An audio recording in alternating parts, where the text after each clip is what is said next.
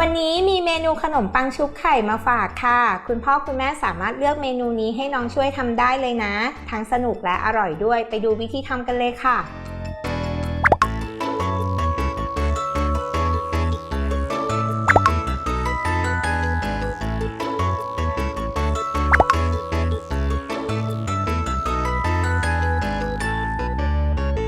เมื่อเราเตรียมขนมปังไว้เรียบร้อยแล้วนะคะเราก็จะตีไข่ไก่กับนมสดให้เข้ากัน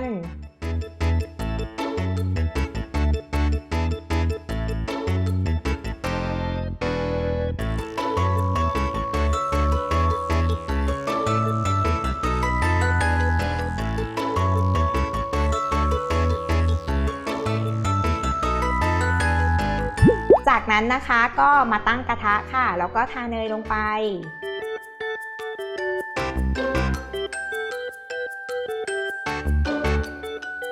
นำขนมปังที่เตรียมไว้นะคะไปชุบในไข่ค่ะ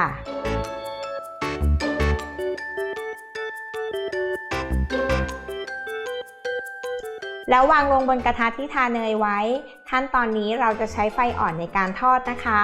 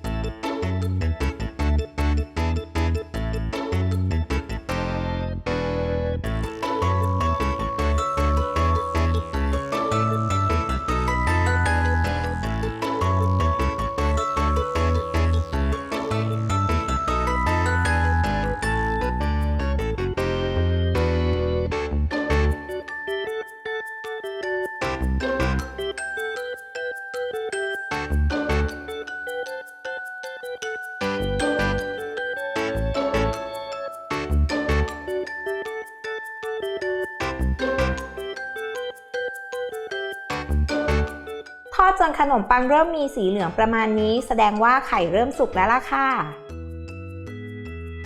ทีนี้ก็ตักใส่จานนะคะเตรียมเสิร์ฟคู่กับซอสมะเขือเทศได้เลย